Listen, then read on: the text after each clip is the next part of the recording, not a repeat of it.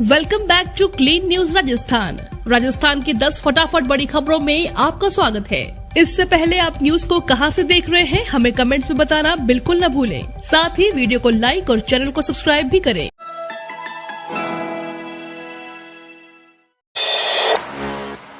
गुर्जर समेत इन जातियों की होनहार बेटियों को गहलोत सरकार स्कूटी के साथ दे रही 20,000 रुपए।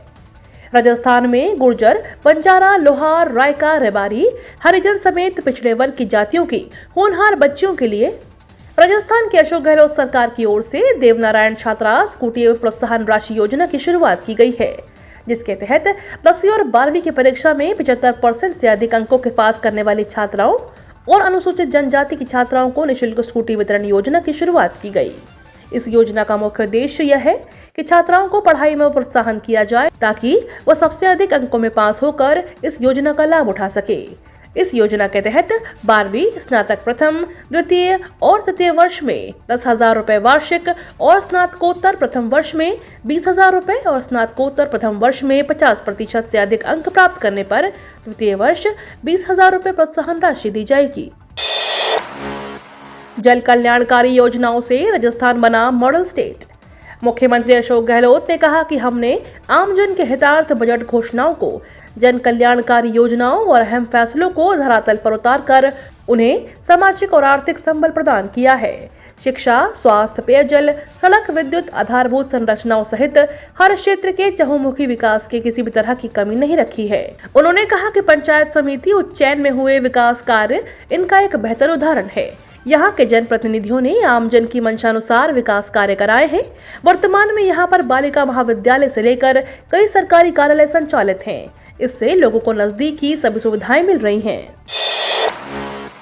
जनवरी के मध्य में बुलाया जाएगा बजट सत्र, गहलोत सरकार जुटी तैयारियों में। राजस्थान की 15वीं विधानसभा के 7वें सत्र का सत्रावसान साल के अंतिम सप्ताह में कभी भी हो सकता है। सत्रावसान संबंधित प्रक्रिया में तेजी आ गई है। सूत्रों की माने तो विधानसभा के सत्रावसान की पत्रावली लॉ डिपार्टमेंट और संसदीय कार्य विभाग से निकलकर मुख्यमंत्री कार्यालय से होते हुए राजभवन में राज्यपाल की मंजूरी के लिए जाने की प्रक्रिया में है। इसके साथ ही बताया जा रहा है कि जैसे ही विधानसभा का सत्रावसान होगा, उसके तुरंत बाद ही साल 2023 के बजट सत्र को आहुति करने के लिए सरकार की ओर से राजभवन पत्रावली भेजने की तैयारी भी की जा रही है। बिजली बिल पर मिलेगी 12,000 रुपए की सब्सिडी। आज के आधुनिक युग में खेती किसानी में बिजली का उपयोग दिन प्रतिदिन बढ़ता ही जा रहा है।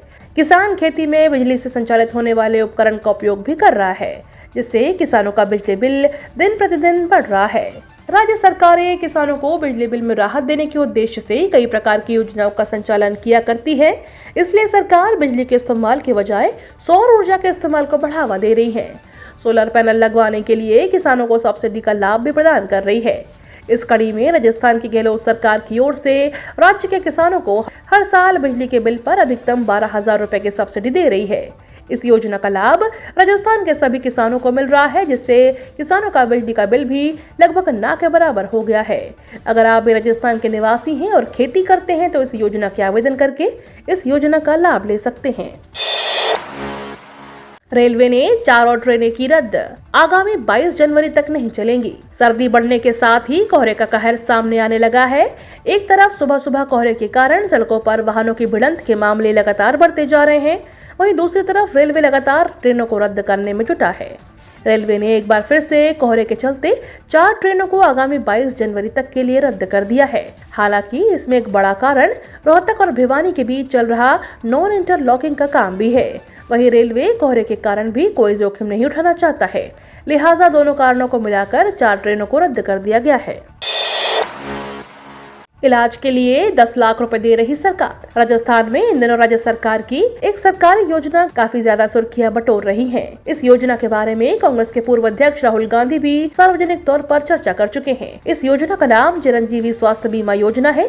इस योजना के तहत राजस्थान सरकार लोगों को 10 लाख रुपए तक का इलाज कराने की सुविधा फ्री में मुहैया करा रही है। इस योजना में CT scan, MRI, kidney transplant, heart transplant की सुविधा फ्री में मिलती है। अब तक इस योजना का फायदा 29 लाख से अधिक लोग ले चुके हैं। अगर आप भी इसका फायदा लेना चाहते हैं तो तुरंत ऑनलाइन रजिस्ट्रेशन कर सकते हैं।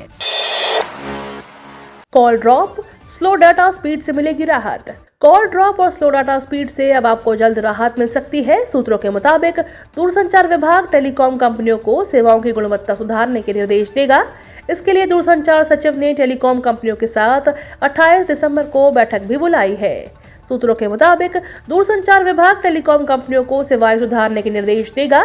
दूरसंचार सचिव ने टेलीकॉम कंपनियों के साथ बैठक बुलाई है। 28 दिसंबर को टेलीकॉम कंपनियों के साथ बैठक होगी। टेलीकॉम कंपनियों के टॉप बॉस इस बैठक में शामिल होंगे। सूत्रों का कहना है कि 5G की शुरुआत के साथ सेवाओं की गुणवत्ता प्रभावित हुई है। टेलीकॉम कंपनियों की सेवाओं की क्वालिटी की सरकार खुश नहीं है। दूरसंचार विभाग ने ट्राई को चिट्ठी लिखी है, सेवाओं के नियम कड़े करने की मांग की है। राजस्थान बीजेपी में सीएम फेस पर बोले ओम माथुर।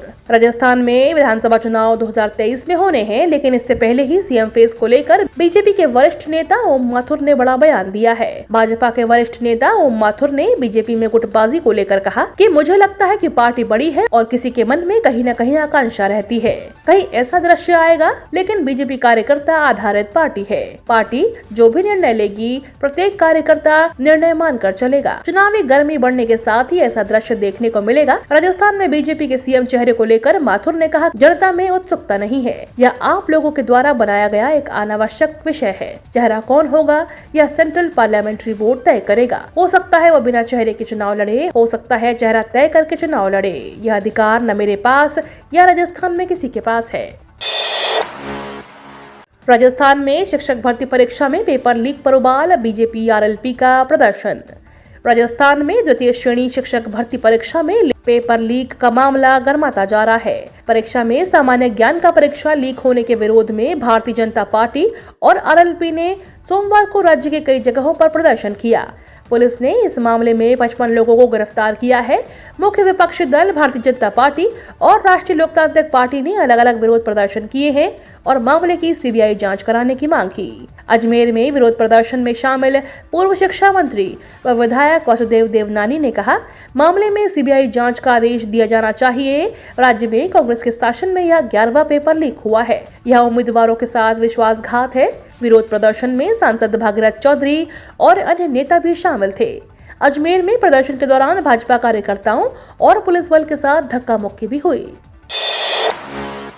पीएचडी करनी है तो इस यूनिवर्सिटी में मौका, आवेदन की तारीख बढ़ी।